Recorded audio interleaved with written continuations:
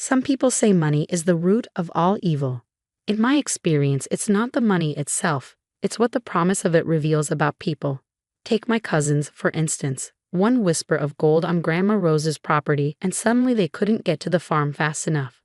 I'm Hannah Mitchell, former city girl turned reluctant farmer, and until 6 months ago, I thought I knew everything about my grandmother's farm. After all, I'd spent every summer there since I was 8, helping her tend the ancient apple orchard and learning the rhythms of country life. While my cousins, Jack, Marie, and Thomas, rolled their eyes at boring old Grandma Rose and her worthless dirt farm, I treasured every moment with her. She taught me everything: how to predict rain by watching the birds, how to coax stubborn apple trees into bearing fruit, and most importantly, how to listen to the land itself. "This farm has secrets, Hannah," she'd say, her blue eyes twinkling. "Some of them even I don't know yet." I always thought she was being poetic. Turns out she was being literal. The trouble started 3 days after her funeral.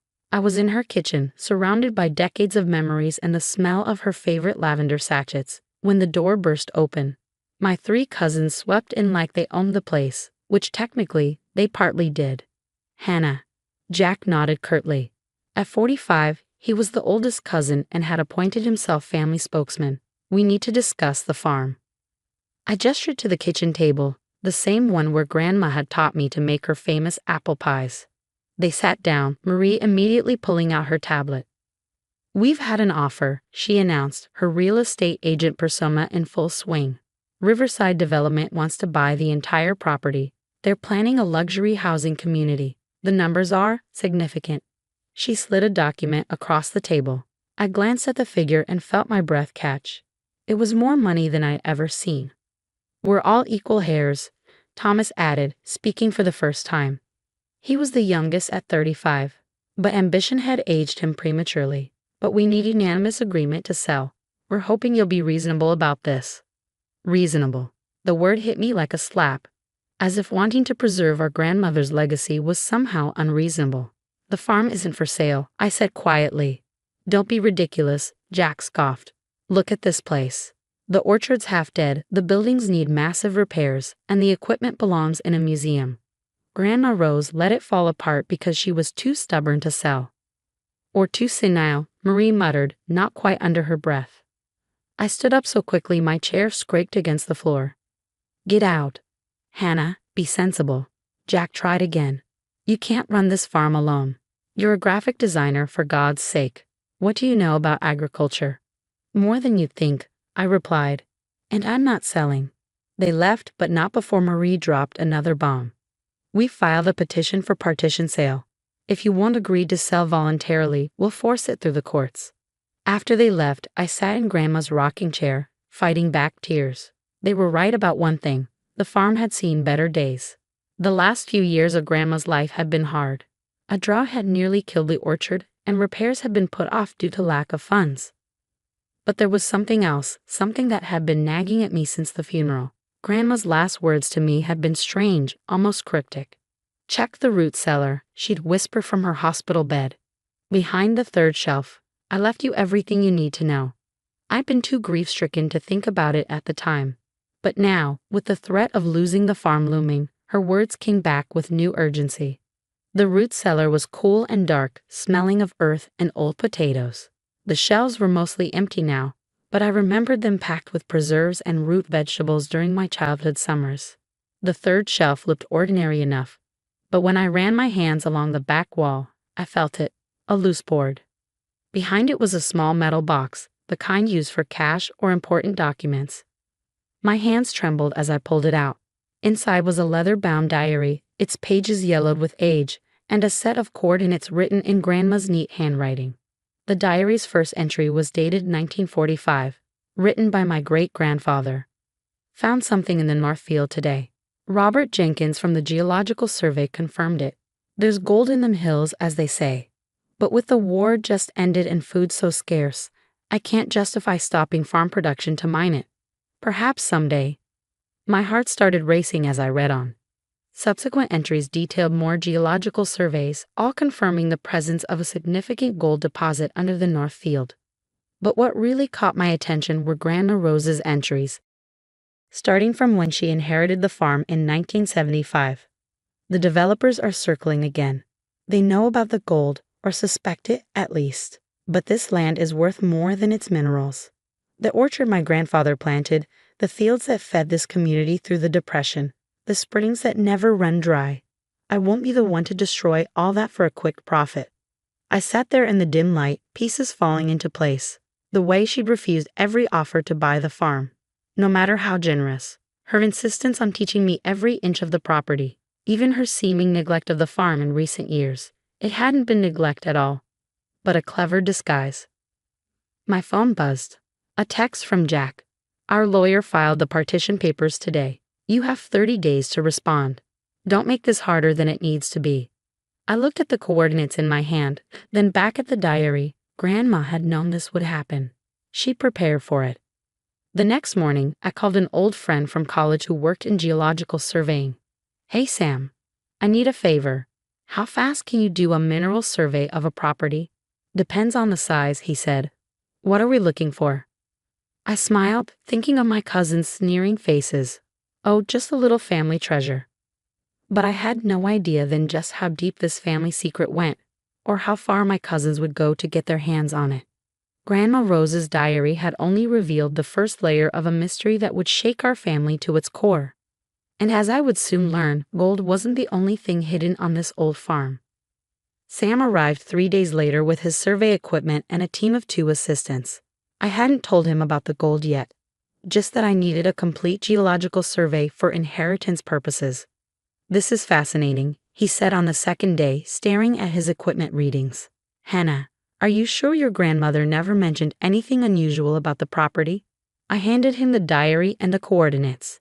His eyes widened as he read. These coordinates, they match exactly with our findings. But Hannah, there's more.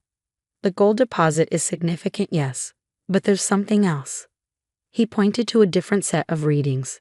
See this? You're sitting on one of the largest freshwater aquifers in the state. In today's climate, that might be worth more than the gold. The pieces clicked together. More entries from Grandma's diary suddenly made sense. Her obsession with protecting the springs, her careful management of the water rights, her resistance to any development that might impact the groundwater. I was still processing this when a car roared up the driveway. Jack's Mercedes, kicking up dust on the dirt road Grandma had always refused to pave.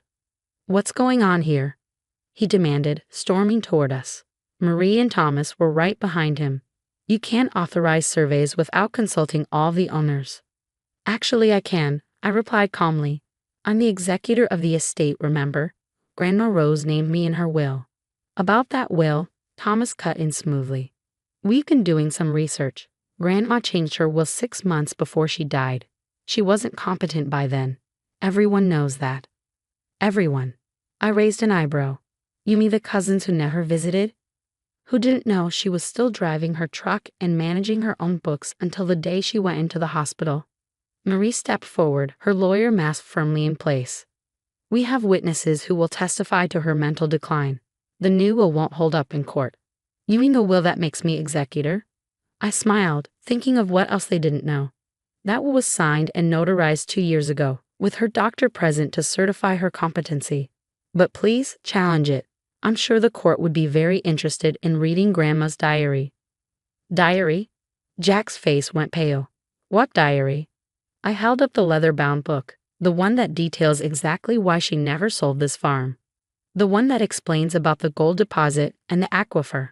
The silence that followed was deafening. Even the birds seemed to stop singing. You're lying, Thomas finally said, but his voice shook. There's no gold here. This is just a worthless old farm. Sam cleared his throat. Actually, my preliminary survey confirms the presence of a significant gold deposit, consistent with the geological reports from 1945. And as I was just telling Hannah, there's also a major aquifer. Shut up, Jack snapped. He turned to me, his face red with rage. You knew about this all along, didn't you? That's why you wouldn't sell. No, I said quietly. I just found out, but Grandma knew. She knew you'd try to sell as soon as she was gone. That's why she left me the diary and something else you should know about. I pulled out another document from my bag, the real bombshell I found in the metal box. This is a trust document dated 1975. Grandma Rose put the entire property in a conservation trust. The mineral rights, the water rights, everything. None of us actually own this land. We're just stewards. It can never be sold or developed. Marie snatched the paper, her hands shaking as she read. This isn't possible. The title search didn't show any trust. Because Grandma never registered it, I explained. She kept it in reserve, protecting it until it was needed. As executor, my first official act was filing it with the county this morning. It's public record now. You can't do this, Thomas shouted. We'll sue. Go ahead, I said calmly. The trust is ironclad. I had it reviewed by 3 different lawyers. You can't break it without proving Grandma was incompetent when she created it in 1975. Good luck with that. They left in a fury of threats and slammed car doors. But I knew we hadn't heard the last of them. The next few months were a blur of legal maneuvers. My cousins tried everything, challenging the trust, claiming fraud, even suggesting I had forged the diary. But Grandma Rose had been thorough. The trust document had been witnessed by a judge who was still alive and remembered her clearly. The diary's age was confirmed by multiple experts. Then came the final revelation, the one that broke their resolve completely. I was cleaning out Grandma's bedroom when I found another diary, this one hidden in a false bottom of her jewelry box. It contained yearly records of profit sharing, small but regular payments she'd been making to various local charities from the limited gold extraction she permitted on the property. The land provides, she'd written, not for greed, but for need. The gold isn't meant to make anyone rich, it's meant to help our community thrive.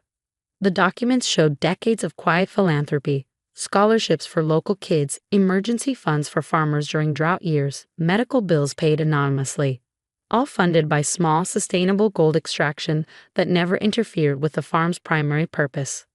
When this evidence became public, my cousins' support in the community evaporated. They'd been painting themselves as victims of a scheming grandmother and a manipulative cousin.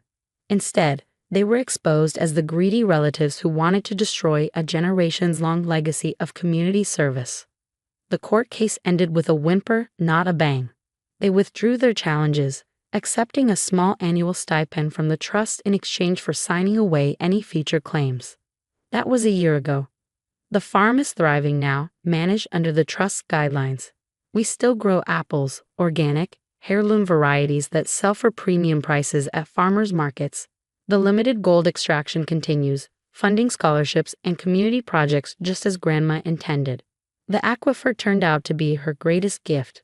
As water becomes increasingly precious, the trust ensures it will always belong to the community, protected from corporate interests and development. I live in Grandma's house now, sleeping in my old summer bedroom. The kitchen still smells like lavender, and sometimes, when I'm rocking in her old chair, I swear I can hear her laughing. Last week, I found another diary entry I'd missed before, dated just months before she died. Hannah will find this when she's ready. She'll understand why I chose her, not because she loved the farm the most, but because she loved it for the right reasons. Money comes and goes, but land endures. The real treasure isn't the gold in the ground or the water in the springs. It's the knowledge that this place will continue to serve and sustain, long after we're gone. She was right, of course. My cousins saw only the potential profit, the quick payoff. They never understood that the real wealth of this land isn't in what you can take from it, but in what it gives back when you tend it with love and respect. The apple orchard is blooming now, white petals drifting like snow in the spring breeze. I'm teaching my goddaughter how to tell when the fruit will be ready, just as Grandma taught me. She's only 6, but she already loves the farm's stories, especially the one about her great-great-grandma Rose, who was clever enough to protect this land for generations to come. My cousins don't visit anymore, which is probably for the best. But their children do, drawn by the same magic that captured me during those childhood summers. I welcome them, share Grandma's stories, teach them about the land. After all, they're part of this legacy too, even if their parents forgot what that really means. Sometimes, walking the North Field where that first gold discovery was made, I think about how greed nearly destroyed this place. But then I remember Grandma's words. The land has secrets, Hannah. Some of them even I don't know yet. She was right about that too.